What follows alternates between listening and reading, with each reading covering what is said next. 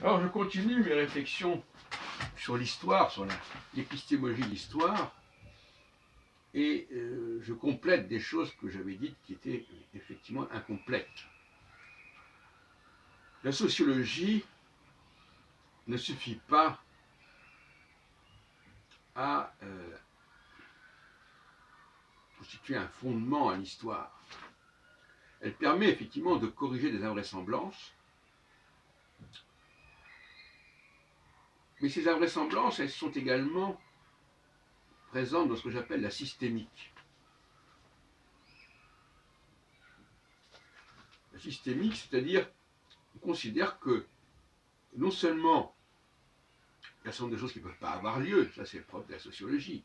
Et voilà, il y a des sites, des structures sociologiques, sociales, des logiques sociales qui sont universelles et qui traversent le temps. Et si tout d'un coup on nous raconte une histoire à dormir debout au regard des fables historiques, évidemment on rejette cela. Et d'ailleurs, si l'histoire n'a pas été retenue par l'Académie des sciences, c'est parce qu'elle accordait trop d'importance aux fables, qui ne tenaient pas debout. Mais concernant l'histoire des textes, qui est une histoire aussi, l'histoire de tout ce qui est, tous les travaux, tous les discours, tous les dispositifs, toutes les traditions, là, la sociologie ne suffit pas, et il faut passer par la systémique.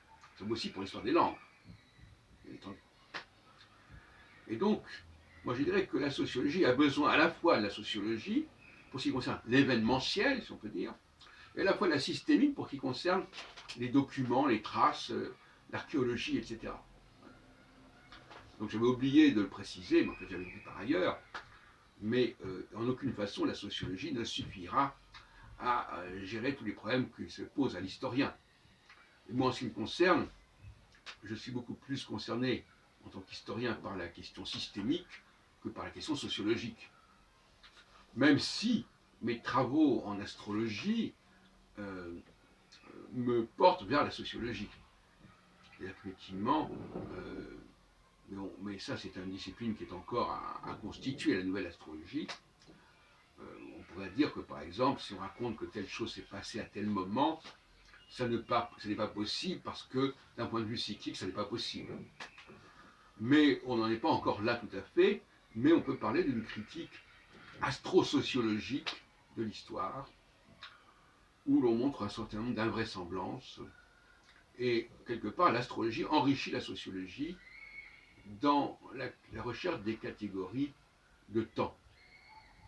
C'est-à-dire le fait que les choses ne peuvent pas ne pas se faire dans un certain ordre, une certaine succession. Et que si ça n'est pas le cas, c'est qu'il y a quelque chose qui cloche dans le discours qui nous est rapporté.